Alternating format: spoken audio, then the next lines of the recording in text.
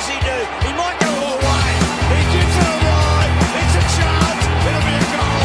Wants to be rolled through. He can. Cometh the moment. Cometh the champion.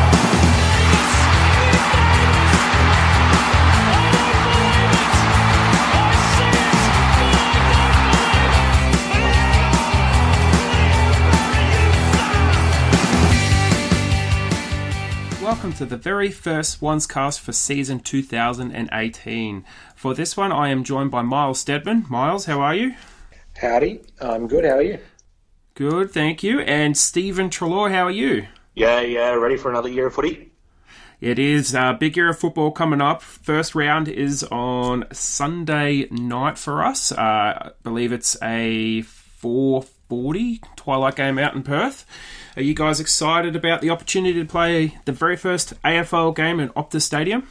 Yes, I'm happy to be christening Optus Stadium with a win from Sydney, obviously. So yeah, that'll be good. We'll go down in the record books.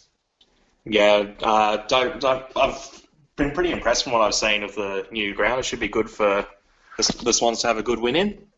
Yeah, absolutely. That's the idea, isn't it? We want to have a win, not a loss. Especially against the Eagles. Yeah, so true. Look, they're struggling, but we are certainly going to come back to them later in the episode. So let's get stuck into a bit about our off-season and our sort of draft period and onwards. So, Stephen, this is more your forte. How do you think the Swans went overall at the draft?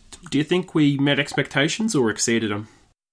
Look, the Swans were a bit quiet over the off-season as a whole, I thought, but with the picks we did have, we didn't really have, the top 10 pick or anything to flash to throw around during the draft.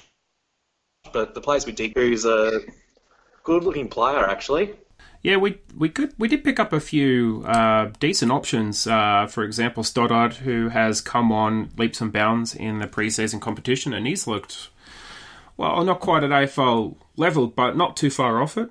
And there's been a lot of good things spoken about McCartan. Ling's recently signed a new contract. So overall, like a lot of these players, I personally didn't know anything of, and they're doing okay. Yeah, well, Riley Stoddard in particular, we got him at pick 53, and I thought he would have gone way earlier than that. I was thinking he'd probably go in the, early 30s sort of thing. So the fact that he was available there, he'll be great for kind of, our rebuilding defence sort of thing. Very kind of consistent player, whereas Matty Ling's more of a dashing type player with a really accurate kick. So that's two things I know at the beginning of last year we were one of the things we were worried about was our pace and accuracy of disposal, and Ling kind of answers both those questions. Yeah, and that's the kind of perfect play you want off a wing or even a half-forward flank. We've got a lot of back flank type players, so what we really need is someone who can really carry the ball and deliver it inside 50. And Stoddard did that quite well on several occasions in both JLT games. Yeah, he sure did, and whether that means he'll get his debut this year, I mean, that's not really a question I'm too concerned about, really. I mean, I trust the club that they'll develop him the best they can. And look, I mean, there's nothing, with our recruiting of guys like Florent and Hayward last year. Yeah, I'm really it's an exciting young group we've got coming through the ranks at the moment. And what do you make of it all, Myles? What are your thoughts? Well, you were just touching on Riley Stoddart there. I do have some numbers for you here that I dug up earlier today. He's running vertical was apparently, which was 96 centimetres. Of course, the draft combine I speak of here was apparently the second best result of any draftee this year. So, that's kind of an interesting trait for a defender.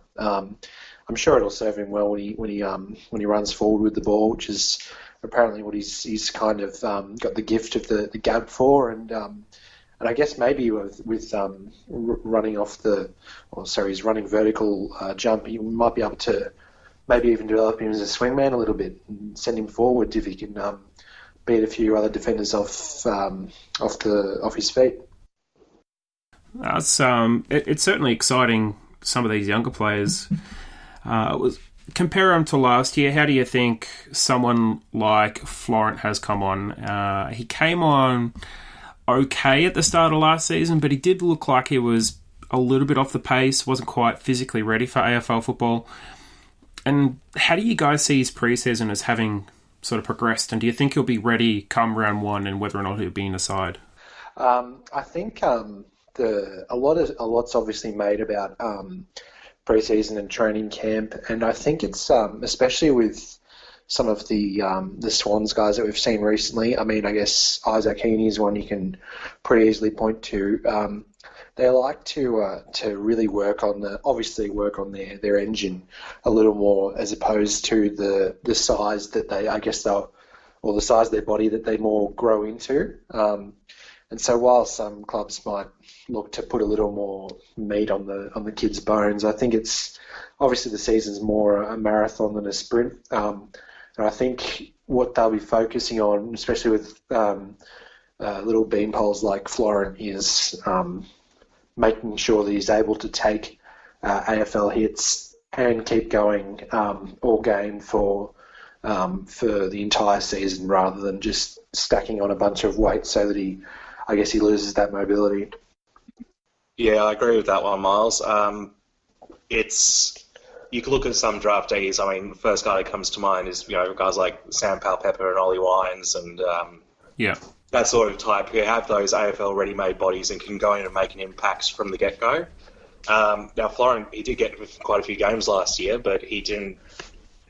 I guess the best way to put it would be he didn't quite have the body to really dominate and accumulate and have the game-turning impacts that some of the other draftees have had.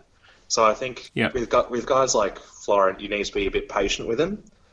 So one of his main strengths for me is his ability to move through traffic, and I think bursts of pace and all that sort of thing. And that's something I think we'll see him growing to his own there over the coming years. But I think a little bit of patience is needed with him. Yeah, look, he had a couple of flashes last year, and you could definitely see that he has the ability to play AFL at a good level, if not a high level. It's just that body he's got to get at a bit more physically built up. I reckon he needs to model himself maybe after Jake Lloyd. He doesn't have a big body. He's still got quite a small, thin kind of frame, but he has spent a long time and a lot of years building it up. Jakey has a great football brain, and he's been able to put that into use with his decent kind of pace, reasonably small stature compared to other backmen and other midfielders. And he's done great. So if Florent can become something like that, a little bit more of a runner, a bit more of a carrier and deliverer forward of the sort of halfway mark of the ground, but have that same ability to impact the contest with a kind of a small frame, I think that would be absolutely brilliant and take him a long way in his career. He's definitely got it within him to be a good 150, 200 gamer and be a really solid contributor for most of his career. So I'm kind of hoping he comes on this season. Hayward was another one who came on big time last year when he finally got his chance, and he kicked a bag in his first couple of games. He struggled a bit when the games were a bit closer and a bit tougher, so against the stronger opponents, like your Geelongs, your Adelaides, your Richmonds, etc., so forth, those type of opponents, he did struggle to impact the game. Where do you guys see him this year? Is he in the side round one, or is he still working his way in? Personally, I have him in the side ahead of, where you have Florent as kind of fringe best 22. I reckon Hayward benefits from being in the team. The team as a whole wouldn't suffer too much from it, because what Hayward's really good at, he might only get 3 touches, but he'll get 3 goals. I think he actually did that one game last year.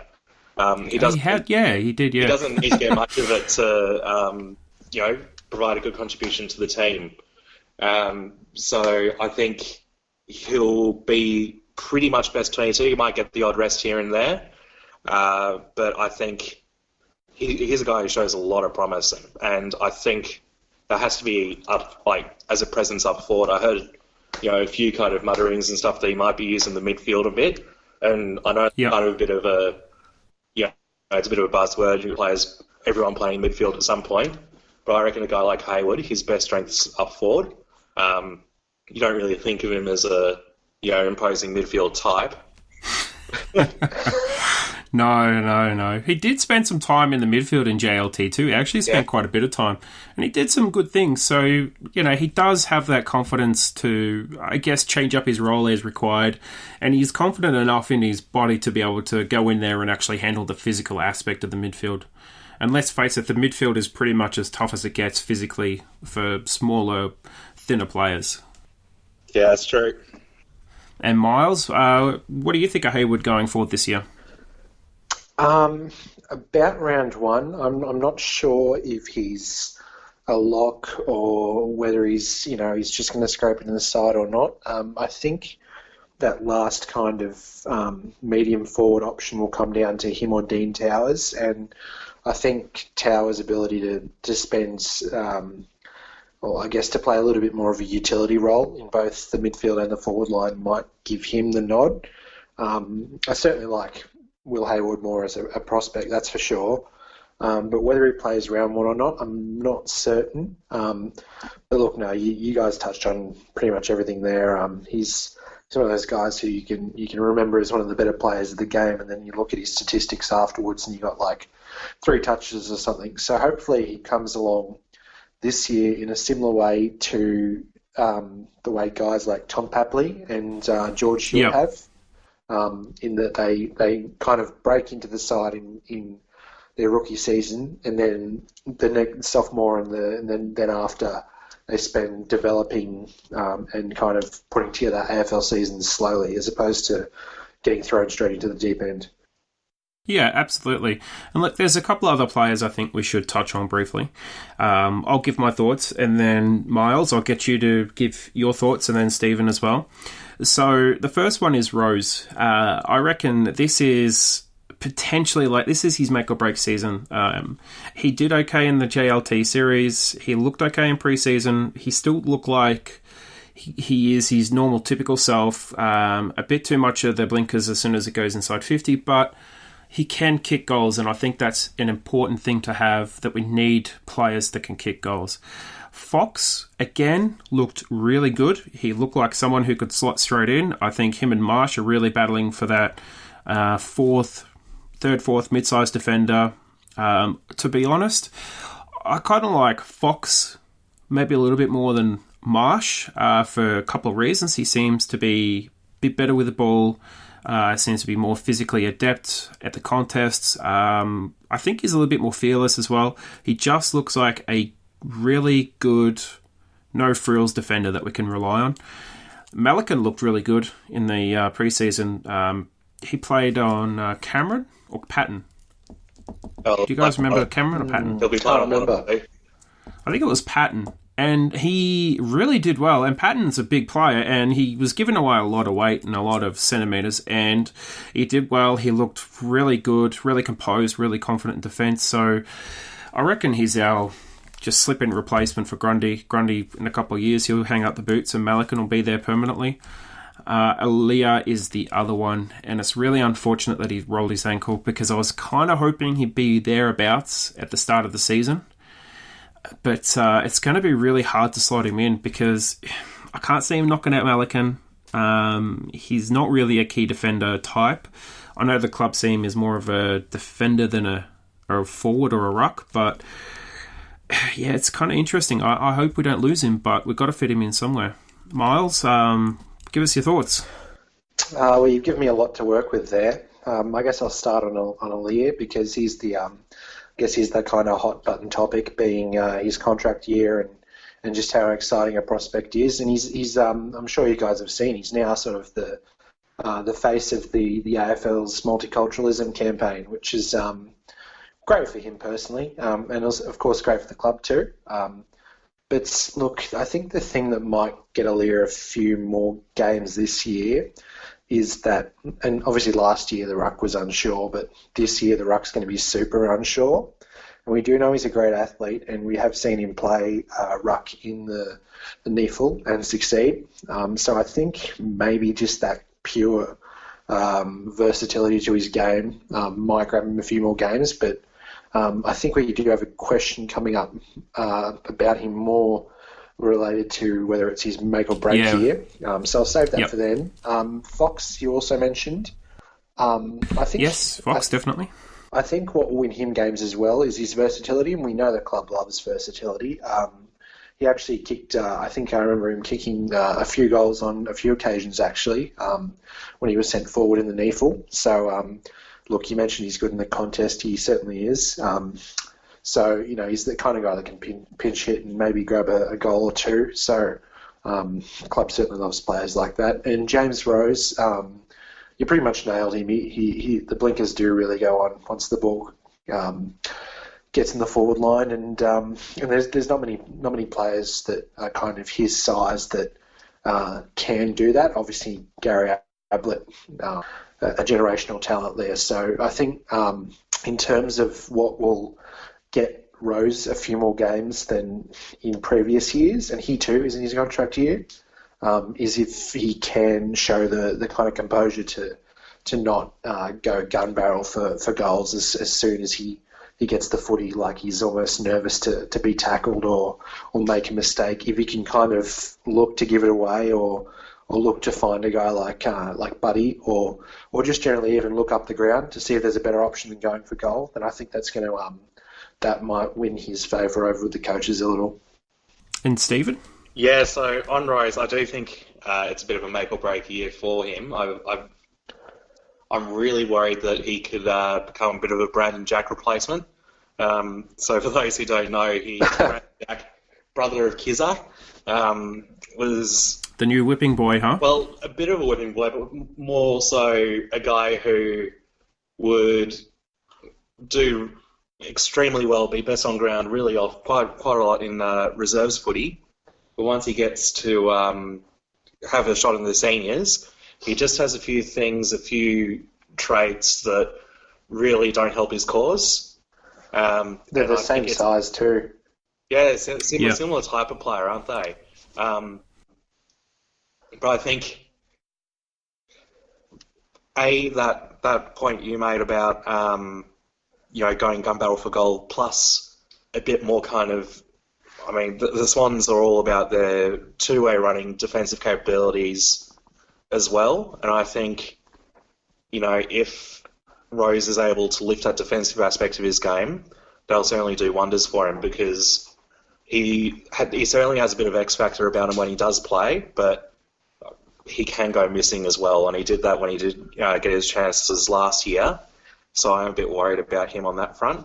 And just on Aaliyah, I mean, I've said this in previous podcasts, but for me, he's a unique player in the league. Really, he's a key position size, but who has such good burst of pace. He's these players, and I think personally, I do see room for both him, Grundy, and Melican in the side in 2018. Whether one of them sits on the bench or Aaliyah pinch hits in the ruck a bit or something like that. But I think, and as you said, he's someone who will really regret if we don't keep him. Yeah, absolutely. And the last one was Fox. Yeah, he was good. I think the absence of Jared McVeigh helped him in that. I think he kind of took that sort of role and worked really well with it. If when McVeigh comes back, which he will at some point, it might see Fox pushed out. They might find a role for him somewhere else. But I mean, I think for a rookie picked player who all the clubs passed on him in the national draft, I'm thrilled to see that sort of result in pre-season, and hopefully keep it up later on. And look, there's another one I'd like to ask you guys about, and that is Cameron, Darcy Cameron. So, with the situation of Naismith doing his knee, which is really a big shame, especially after Tippett retired for his own reasons, for I guess not really confident over the rehabilitation and whether or not he'd actually get full utility of his ankle back. So we've got this big kid who looked really promising last year. He's 22 years old, and then he injures his shoulder in the first sort of quarter of last year, and he's basically done for the rest of the season. Do you guys think that he can make it round one? I don't think so. I think we'll go with guys like Reid, Towers. Well, firstly, Sinclair will be named as our main ruck, I reckon. And guys like Reid and Towers, and probably maybe even Lear, if he's ready round one, can help him out there. But Cameron, he's young. He's still got plenty of time to develop and really make a name for himself. But I don't see him. He's much more of a ruck, I find. I don't like the idea of him starting at centre bounces and trying to chase the ball does concern me a bit, although I did say about Toby Nate-Nervous and look at him now, so... He actually, there was one passage of play in the last game where he got a tap out. I can't remember who who handballed it back to him. No one certainly emailed it, was handballed. And then he fired a kick inside 50 straight down Reid's throat. Oh, okay, yeah. He does have a booming kick on him. That was when he had, what's his name? Simpson. I think it was Dawson Simpson he had on him, and he beat him cold in the ruck, and then just smashed it inside 50. Well, he might have in that case, but I think he got beaten pretty well in the total hit-out counts over the course of the match.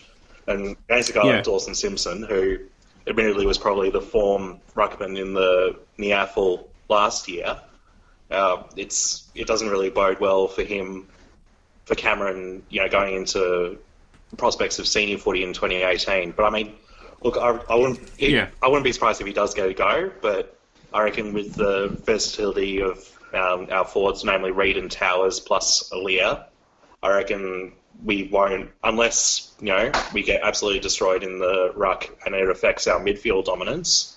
I don't think he'll get a shot early on. But the thing is, and I'll get your thoughts on this in a moment, Myles. The thing about this is Naismith wasn't particularly a dominant ruck. He was very physical. He had a big presence. He wasn't easy to beat, but he didn't really win a massive amount of hit-outs. He just negated the effect of the other ruckmen to the point where they weren't really getting that many hit-outs either. So he was a bit more of a defensive ruckman than an attacking player who'd roam around the field. His pressure at the contest, especially as soon as the ball hit the ground, was good. Yep.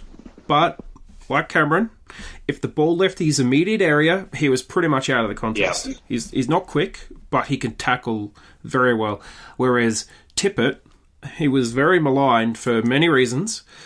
He was decent in the air at contests. He wasn't particularly good at negating opposition ruckmen, but he was very good on the ground. And he was quick enough that when the ball started to move away from him, he was fast enough to put pressure on opposite ruck and opposite midfielders. And he'd regularly end up with 6, 7, 8 tackles a game. And he'd get like 2 or 3 in the forward half every single game, guaranteed. Yeah, and I thought that Naismith improved on when he was in the ruck last year. So that was something that improved as the year went on. He just wasn't particularly brilliant at that as a starter, but his ability to, chase the ball a bit. I mean, let's face it, it's built like a giraffe, but it was something that he could impose his tall frame on the contest, and that was certainly something promising to see, and it's a shame he's gone down with that ACL. Absolutely. And Myles, what do you think about Cameron's prospects this season, especially round one? Round one, I don't like them, just because I don't think they're going to throw a guy like Darcy Cameron into the fire like that. That's certainly not how Sydney operate. But I think he was into a contract extension last year, which takes him through to end of 2019. So look, I think what that says is that Sydney definitely aren't keen on him making his impact felt as soon as possible. They're happy to work with him and kind of develop him. So look, I think that obviously buys him a little bit of time. But look, round one, I think his prospects are pretty bleak.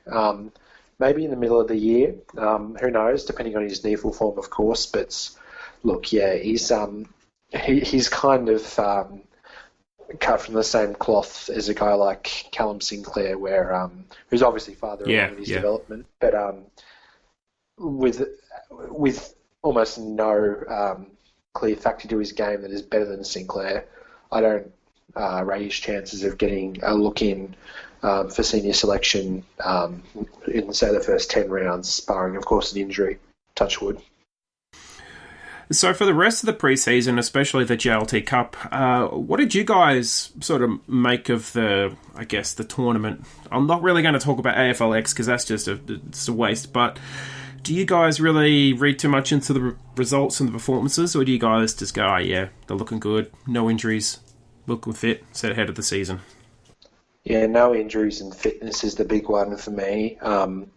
I didn't actually catch all of both JLT games, so I won't spend too long on it. But I guess 2 wins is better than 2 losses, isn't it? So especially with how sharp Lance Franklin looked, he's pretty much always the key to our season in one way or another. So I guess given that, you can say it was a good JLT Cup or Challenge or whatever they call it these days.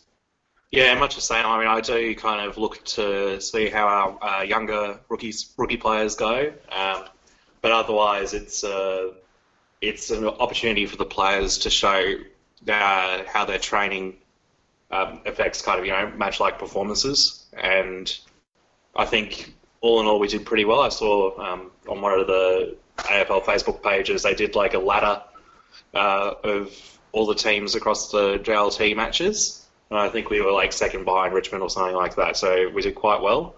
The only kind of negative that I found was in that we had a practice match against GWS where Aaliyah and Sinclair both, I think, rolled their ankles. So that's had them kind of in doubt a bit for round 1, but fingers crossed they can, make a good contribution early. Well, the good news is they're recovering. There's no serious injury. One was a very minor syndesmosis, I think it was. So we're very lucky in that regard that the injuries themselves weren't too severe and that the players are only affected very short term, 2-3 weeks. So look, moving on to injuries, really briefly, Heath Grundy, one of the players spoke about, I think it was Callum Mills maybe, talked about a couple of days ago that Heath Grundy is pretty much there or thereabouts. He trained well. He played well, he's recovering well, so really it just comes down to the last session, how he goes, and then if he trains well, he's going to play. So he's pretty much 90%. He's 90% going to play. Hannah's is probably 50-50. Harley spoke about it on the injury update today, that he's not that far off, but he really needs to push, selection, push his case through in the final session tomorrow, but I think they're going to be pretty conservative with him. McVeigh is pretty much assured to play as long as he pulls up okay from training tomorrow. He's about a 95% chance. Harley rated his preseason as excellent, except for the old man curse when he did his calf, but fortunately it's been a pretty low impact injury compared to last season. Sinclair and Aaliyah both did their ankles, but they're recovering. Sinclair is expected to be available. Aaliyah is probably going to play in the reserves if he's fit, but it really depends on what structure they want to take over to Perth. Dawson, who was a bit MIA, people asking about Dawson, no one really knew what was going on. He's still a good 3 weeks off, so he'll probably make the reserve team. I think that'll be about round 2, won't it? I think it's actually a little bit further along than that. It's quite a late start this year. Okay, so he might be okay for round 1 of reserves, or at least round 2. And then Johnson as well, he's about the same time frame. I didn't have a look at what injury he's got, but he's had a pretty interrupted preseason. So yeah, that's pretty much it for the injury updates. What do you guys sort of make of that? Are you guys expecting any big selection surprises this weekend? The thing I'm kind of curious about, 2 players who were kind of, well, one's on the rookie list and one was kind of very much a fringe player. Does Fox get named? And yeah, good question. Does Cunningham get named? Because he was someone who's done really well over the preseason. I think he was our leading disposal winner in the second game. Whether he, gets another shot at really trying to cement a best 22 spot. It'll be something that's interesting to see. Yeah, Fox is an interesting one, I think, because you're right, he is still on the rookie list, but the good thing is this season the rookie list has been changed with the rules around it and their availability to play, in that now I think it's only Cat B have to be promoted, or at least I don't think Cat B can play, can they? I'm not too sure about that. I might give that a bit of a look later on, but I'm pretty sure that anyone on the rookie list can play. Because I know that Cat A can. Yeah. I might be more like the international Cat Bs or something like that, but there was some sort of... I think there was still a caveat around that. But Fox is he's now a Cat A. He's been on the list for a little while, so I think he's Cat A. I could be wrong. But I reckon he's still a chance to play early in the season, especially if someone like McVeigh doesn't get up, or maybe they want to slot him in for Hannah's. Yeah, if one of those or guys are maybe out, there's I an reckon injury. Fox will be one of the first names up there to get him. Oh, absolutely, yeah. And Myles, what do you think, mate? Yeah, it'd be interesting. I think personally, the selection issue I'm most interested in is, and I'm sure you guys didn't mention this because it was so obvious, but the ruck. Obviously, Yeah. I guess Sean Sinclair will be named as the ruckman, but it could go anyway, really. And then you ask how much time does he spend in the ruck? How much time does he spend up forward? Who does go into the ruck when he does inevitably rest in the forward line, and just generally how that works against of all teams, the West Coast Eagles, who of course have Nick Naitanui, I think, fit for round one. I'm not certain on their. They've been toing and throwing all that on that for the past month. This keeps the footy journos in business, to be honest. And Simpson, I think it was yesterday or the day, certainly this week, spoke about the fact that he could be selected because he's said, and I quote, he's played on less preparation. Yeah, I mean, if he does play, he won't be at his best. And If he played, I don't think he'd even play half a game. He's played 60 minutes in 18 months, so that would be a massive game. yeah, he did play one game in the Waffle for East Perth, but even then, I don't think he played out the full game. And I mean, I think West Coast will have Lycett available as well. But I think he'll be a good challenge against Sinclair. But with Nick Nat, I think we'll just see what happens. But I'm not too worried about him this early on in the season. But what I do think about Nick Nat, I mean, West Coast was clearly bluffing when they said that he might have been ready to play a final last year, weren't they? Yeah, that was a good one, wasn't it? Yeah. It's kind of backfired on them a bit. Just a touch. All right, so I'd like to get your thoughts on who is looking hot and who is not looking hot. Myles, do you want to kick us off with the hot or not? Sure. Well, I haven't seen a ton of JLT, but I can tell you who's not looking hot, and that's Dean Towers, purely for the fact that he's going to come under a lot of scrutiny for his position this year. That is, if he does get named. I'm assuming he will, round one. But then you got guys like, of course, we already talked about them, Will Hayward, James Rose, whoever else emerges in the forward line. Of course, Tom Papley's pretty much nailed in there now. Gary Rowan might look to spend most of his time up there now, given his age and fitness profile. So, look, I think Dean Towers, while I'm not going for a form, hot and not here, I'm going for a... Simmering. I guess similar. I think Dean Towers is going to have to be just about the hardest worker at the club this year to save his... Well, I'm not going to say save his career, but to at least earn himself a little more time in first grade. Yep. And Stephen, what do you think, mate? Yeah, I reckon with our ruck problems at the moment with Naismith out, I reckon that will certainly help Towers in his, on a week-by-week basis, whether he'll get named. My player is looking hot in terms of the way he has made an impact on the players around him has been Tommy McCartan.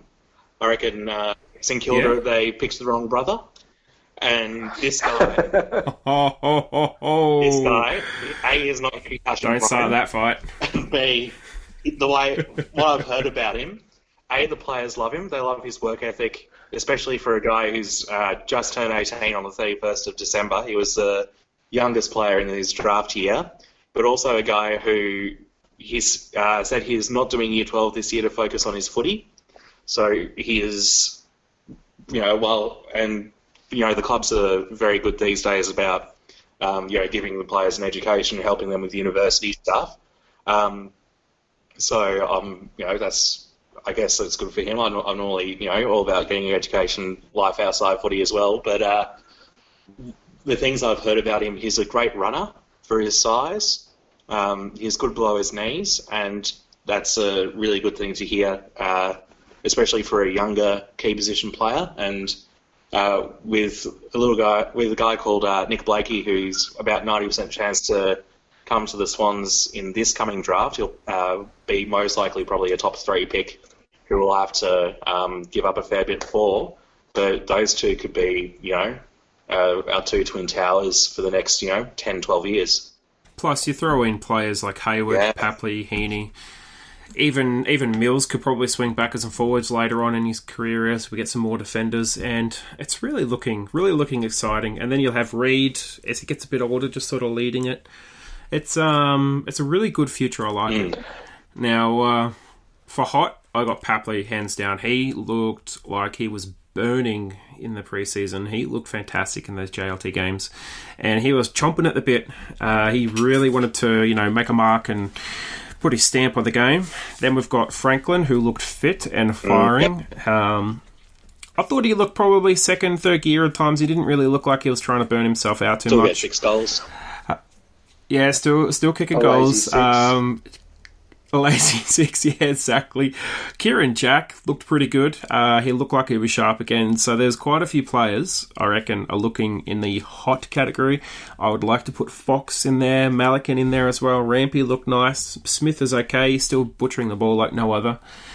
The not category, look, it didn't see much Cunningham, but he's the kind of player who's a little bit flash in the pan.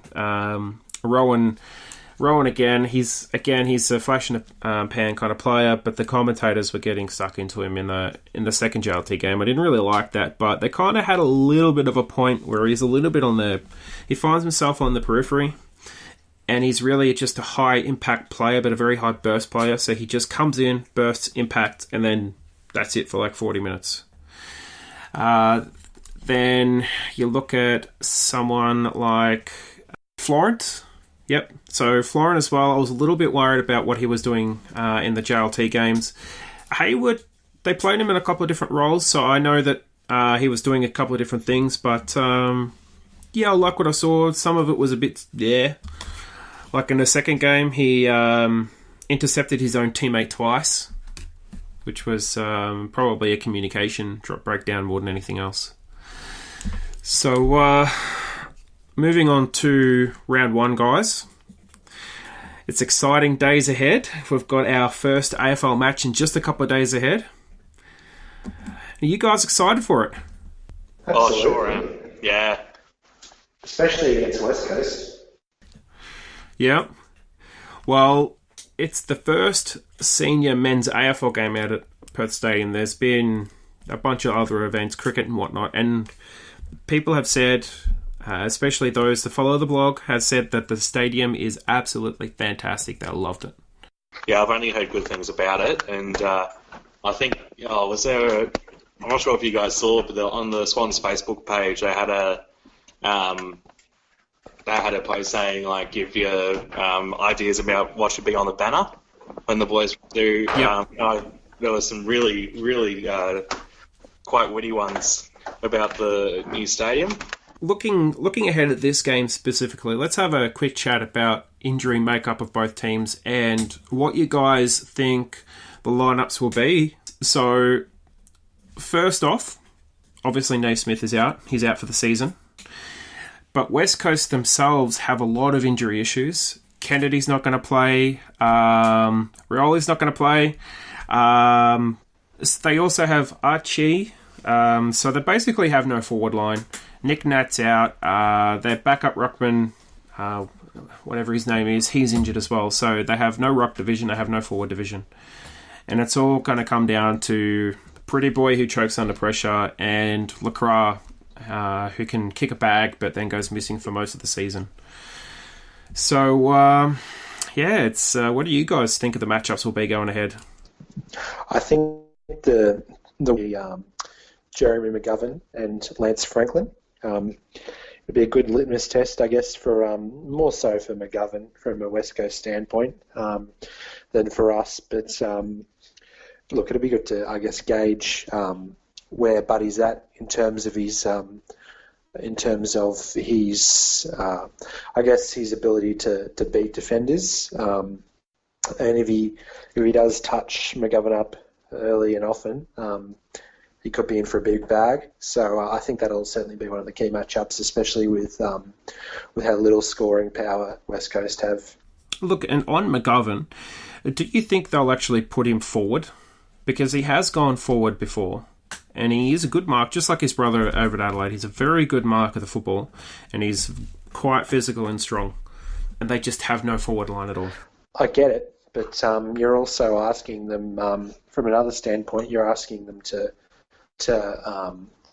move probably their best anti-Buddy weaponry away from him and up the ground. So it's I guess it's do you want to make that trade-off? And I think they can score from the midfield with Andrew Gaff and guys like him and Luke Shuey. So I think they'll back themselves to put McGovern on Buddy and find other ways to score.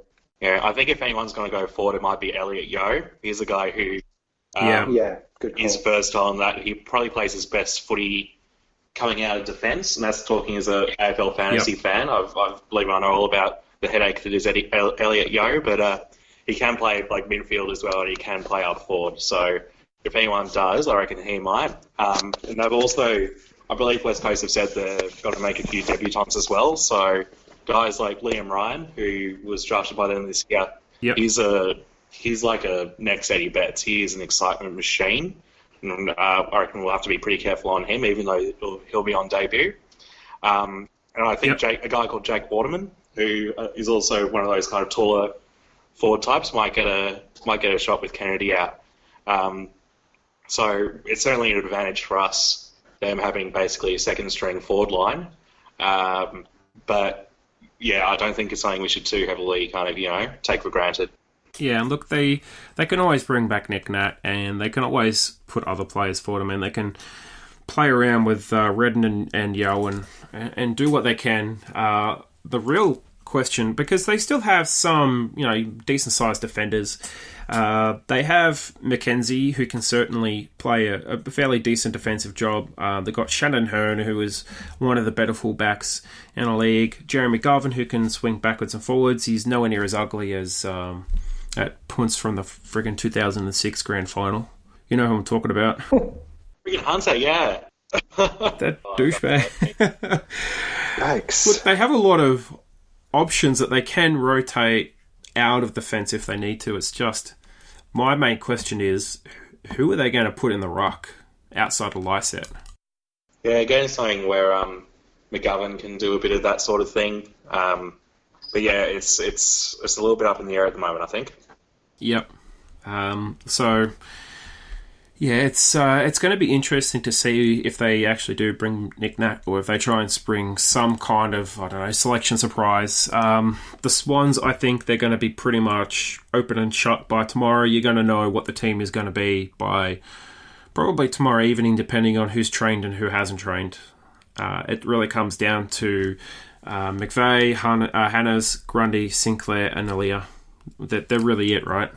Yeah, I don't see any selection surprises. I mean, they might bring Cameron in. I wouldn't be too surprised if Cameron plays. I wouldn't say he's been brilliant, but they might go for it just so they can play Sinclair out of the goal square and try to expose them height-wise, so that they've literally got no choice but to man up 4 tall players. I mean, just quickly as well, before Stephen has a say, I guess if you're picking a game to play Darcy Cameron against a depleted ruck stock, this is the one you'd do it.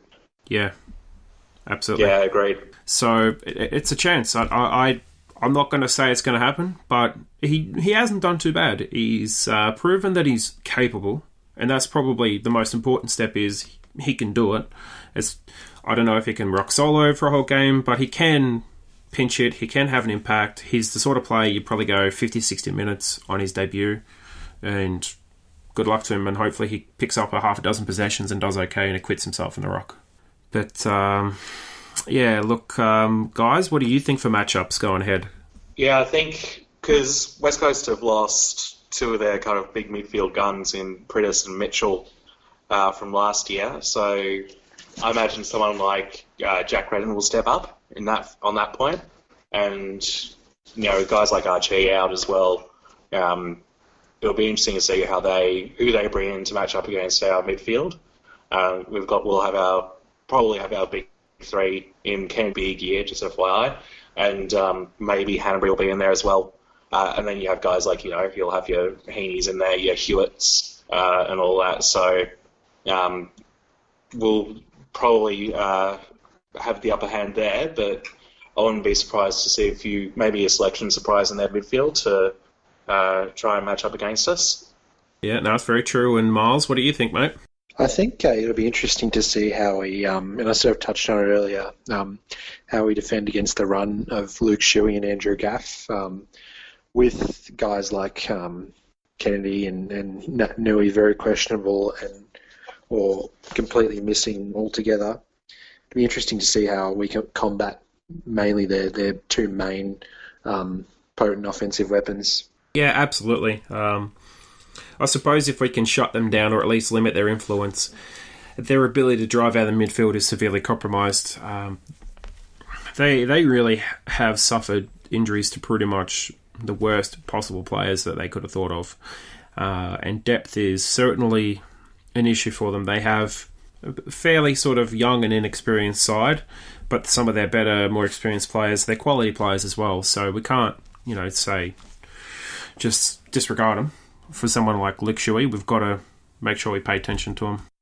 So we can't really discount players like Shuey because we need to give them the respect. They're good players. We can't just let them run wild. So we might see someone like Jack and Papley, maybe even Heaney going head-to-head or playing a bit closer, just making sure that his influence doesn't, have much of an impact on the outcome of the match.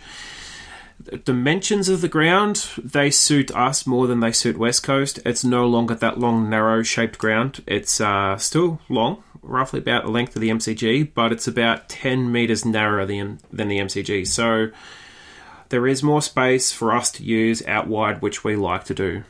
Now, I'd like to get your guys' thoughts on the winners and get some predictions going ahead.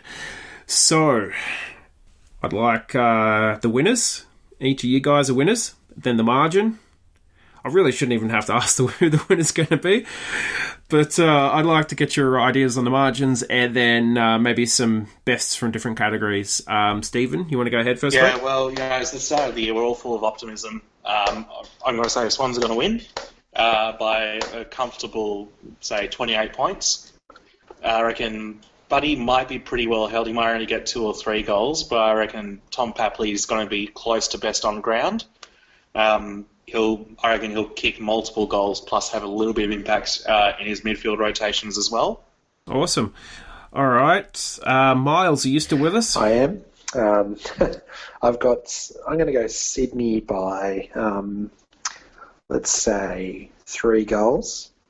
Yep. I think Lance Franklin will score heavily. I'm hoping he does at least. And I think we'll see some Sam Reid forward as well, just to kind of stretch the West Coast back line, especially with how little he'll be tasked defensively down back. So I think they'll try and get Sam Reid into the game and get his season started off the right way by playing him in the forward line a little bit.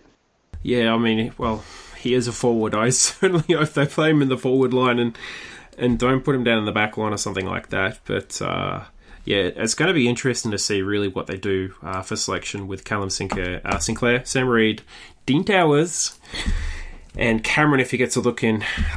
So I'm going to give 3 predictions, and these are totally off the cuff. I am going to go Swans by more than 30. All right, I like it. Now, West Coast won't score more than 55. Cool. Wow. Yep. Blowtorch. Now, the reason is because they actually haven't got past, I think, 55 so far in the preseason, not in their practice match or to JLT. Well, they haven't got past 60, so I'm saying like 55. And I am going to say Franklin is going to have a picnic, and I reckon he's going to get a bag of 5. Is a 5 a picnic? Now, my predictions last year weren't good. I think I maybe got like 2 or 3 right for the whole season, so we'll see how it goes. But I think a 5-goal haul is a pretty good haul out west for Franklin. Not quite sure historically how well he does, but I'd be pretty happy with that. On to our questions from our listeners. So we've got our first one, Josh from Twitter. This is a good one. It's about our ruck situation. Do you guys think Towers will be our new starting ruck from Sunday? I reckon it's a bit of a... Sinclair would have to go down, Reid would have to go down, maybe Aliu would have to go down again for Towers. Go down. Malikan, Grundy, yeah. Everyone over 190 centimetres, maybe. Yeah, I mean, look, I like Towers, and I reckon he cops a lot of flack. In terms of what he does when the ball isn't near him, he is really good, and he does. When he was in his draft, he got the record for the vertical jump leap, I think, was like standing vertical jump leap or something like that. Now, I'm going to stop you right there, because that's about the 8th time in about 19 episodes you've plugged that. Yeah, well, look, it's true. It's like every second episode. And Towers was like the best at this in his draft year. Well, look, he cops so much crap. I reckon someone has to stick up for him. I know, I love your man crush on him. It is good. Yeah. But please continue. But yeah, I mean, will he be starting ruck? Don't think so. Will he be in best 22? He could be pushed out, but I reckon he gets a starting shot. Yep. And Myles, what do you think, mate? Definitely not. Callum Sinclair. I don't think we need to spend too much more time on that. No offence to our fan on Facebook, but big no for me. Now, we got Josh from Facebook. He's sent us through a couple of questions, and they're all good ones. So the first one is this the year that Gaz finally produces? Now, it's a bit of a loose term about producers. I think last year his defensive effort really lifted, and I thought he had massive impact on the games. St Kilda, Richmond, just to name a couple off the top of my head. What do you guys think? I think, obviously, you mentioned the looseness of the word producers, but I think, and this might not be the answer that Josh is looking for, but I think that we potentially just have to be happy with what Gary Rowan is now, which is a good guy who has game-breaking rather pace. He may or may not be in service on any given game day, which is disappointing. But when he is, he's always a chance to almost win the game off his own boots. So I think if you were talking about hitting or missing on a draft pick, I would still say that would be a hit, despite all the injuries. So look, I think we need to step down the expectations on Gary Rowan a little bit and just be happy with what we do have out of him, because it's clear he's very injury prone, and it's clear that for a player as injury prone as he is, we still get pretty damn good out of him when he is in service. Yeah. Absolutely, and look, unfortunately, it all really stems from that incident in 2012 against North Melbourne. So, yeah, and look, those sort of injuries have affected players greatly, especially in different sports. One that comes to mind for those that follow the Premier League, maybe even Arsenal fans amongst you guys, would be Abu Dhabi from Arsenal. I think it was roughly about 2006, 2007. He looked like an electric player, and then he got cut down on the sidelines, had his ankle destroyed. Ever since then, he has had injury after injury after injury. So I think you're right, Myles. Like, with his body, what he's able to do right now, and if he's able to get 12, 14 games a season, I think that's a pretty good return. I just want to jump in there for you there. I know you're off to the baseball later this year, and so I'll throw in Kerry Wood there, who looked like he was going to the Hall of Fame with the arm he had on him for a pitcher.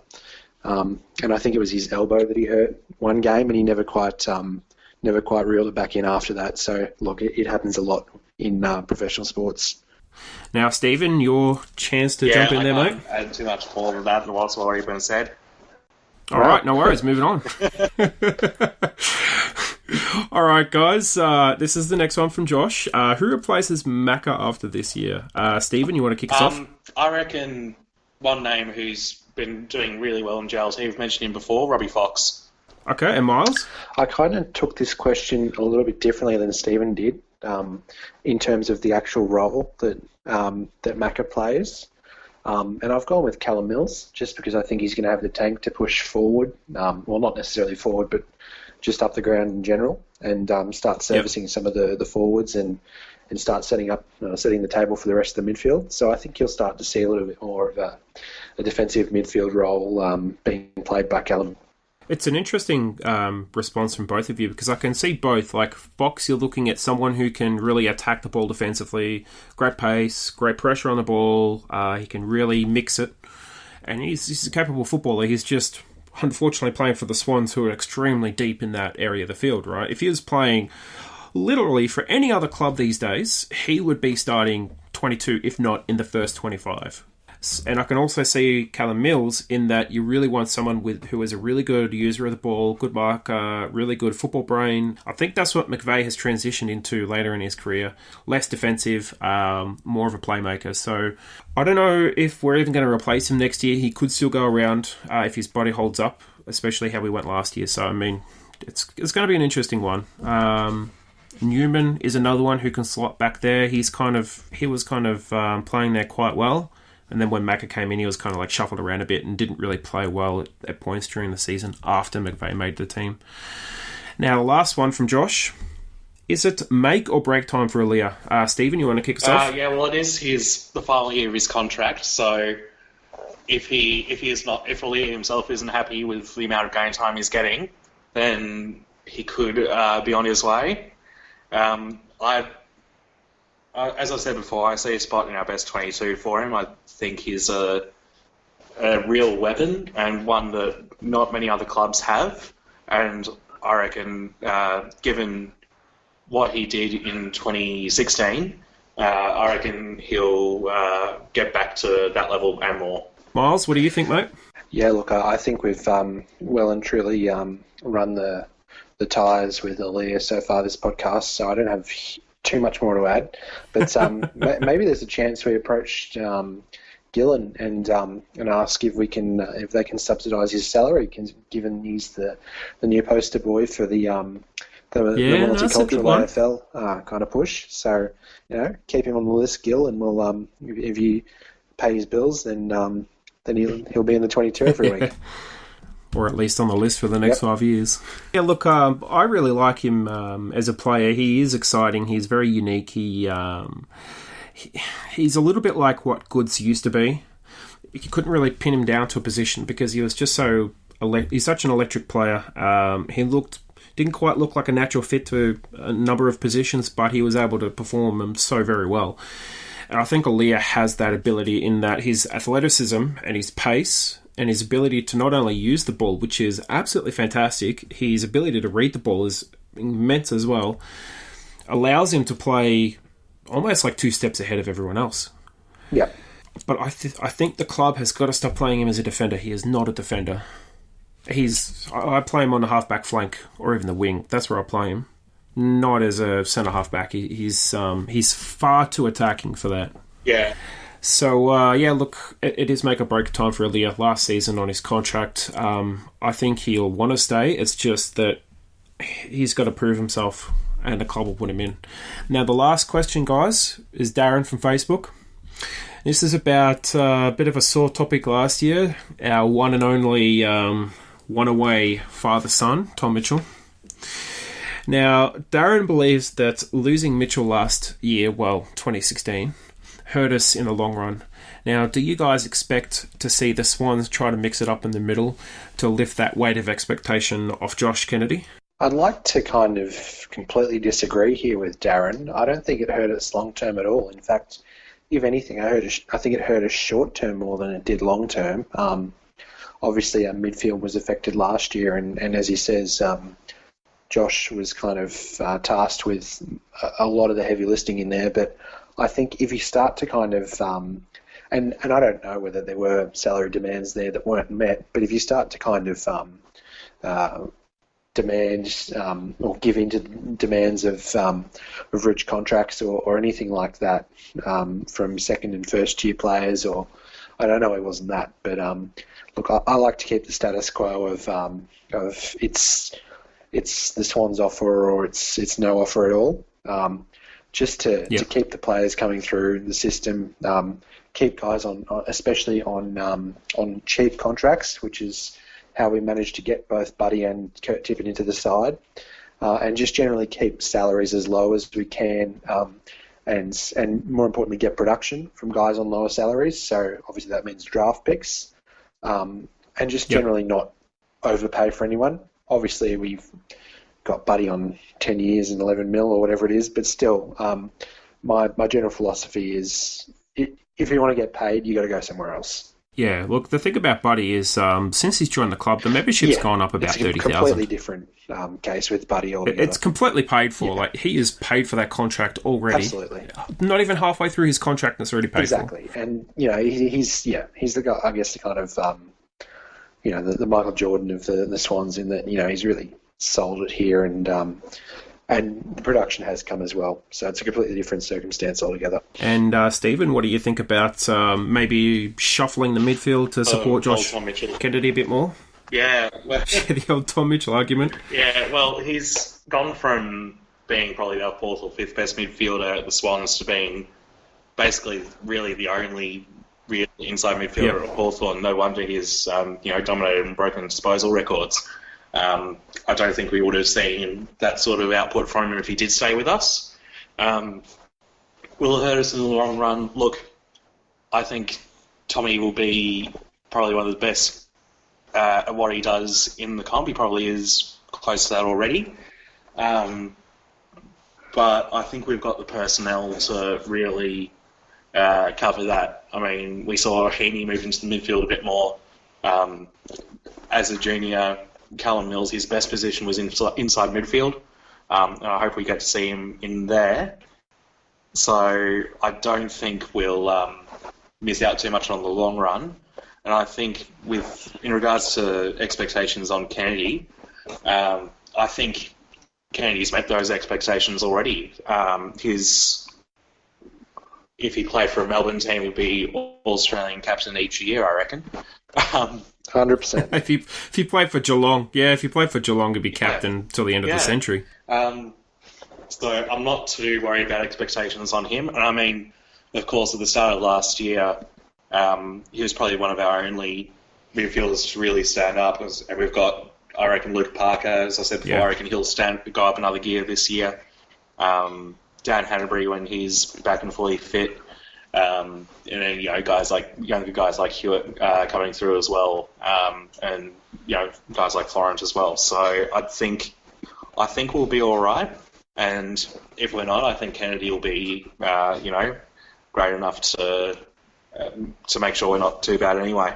Yeah, it's a very good point. And I just want to add to that. Have you guys read recently an article in the Herald Scum where the Sydney team was ranked, where they ranked like the best 25 or 30 or so, where they categorised them as like elite, above average, average, and like waste of space? Is that the Champion Data people? No, I think this is like Slobbo or someone else. I missed it. Not terribly upset that I did. No, mate, you wouldn't be upset when you read it. I read it and I had a bit of a laugh and just went, fuck, I can't believe I wasted 5 minutes. It was a bit embarrassing because they had George Hewitt as pretty much like below average, despite the fact he came, pretty top up there in the best and fairest. They had Jake Lloyd as like average. Really? They had Tom Papley. Yeah, they had Tom Papley as elite. Okay. Then they had Hanbury. They had Hanbury as like, I think it was Hanbury. No, it was Parker. Parker is above average and Papley elite. That's strange. Interesting. Yeah, so I'm reading it going, yeah, this guy doesn't know what the hell he's on about. Yeah, whatever. I did want to touch on one thing that Stephen said about Tom Mitchell, and that's that you kind of mentioned in passing that he's one of the best already in the comp at what he does. And of course, being what he does is accumulating possessions. And I don't think that's really attuned to what the Swans do. Obviously, no one in the Swans midfield, occasionally with the exception of Josh Kennedy, touches the ball more than 40 times, which is something that Tom Mitchell really specialises in. So if you look at it from that point, you could argue that the reason he wasn't making the side as regularly as he would have liked is that his style of play, where he would pass off with the hand, run around his man and get it back, was not really the kind of thing the Swans did very much. No, and he was constantly exposed, especially defensively and running without the ball. He was always out of position. He did a really good number on Sam Mitchell, I think, in, was it like round 9 or 10 or something like that in 2016. Sam Mitchell was killing us. Longmire moved Mitchell back to him, Mitchell on Mitchell, and he did pretty well, shut him down. But he wasn't a defensive player. He wasn't a run-with player. He still isn't any of those. He's just an accumulator. He's never going to hurt you with his kicking skills because, let's face it, his kicking is borderline garbage. And his hands are never going to hurt you. So he's basically about the same pace as Pritis, except he's a bit more of a prick. So... Yeah, well, you never see guys going to tag Mitchell, do you? Well, not last year. No, you never saw anyone tagging it? Pritis either. Yeah, I just loved when did Collingwood beat them? And was it Treloar? Was it? He was giving him the "you're a bit of a wankers" kind of hand action. Oh, the clap, the one-handed clap, or whatever it was. The good on you for getting 40 possessions, and Buckley's just like, yeah, we'll let him get his 40. He's not going to hurt us. Yeah, exactly. That's about the ultimate slap, really, is if the opposition coach goes, yeah, good on you, you got that many, but you didn't do anything. But anyway, enough about Tom Mitchell. Hey, for what it matters, we made a semi-final. Hawthorn didn't make a final. We set some records. Hawthorn didn't. We set some good ones and some really bad ones. So let's see if this season we can set only good records. And if we can kick it off with a very good win over in the West. As always, you can follow us on social media. We are on Facebook, Twitter, and Instagram. Just follow us with the hashtag, the Swans Blog, on all 3 platforms. And you can always get in contact with us during the week and even during the show on the hashtag SwansCast. Guys, best of luck this weekend. Let's smash the Eagles. And until next time, go Swans. Go Swans.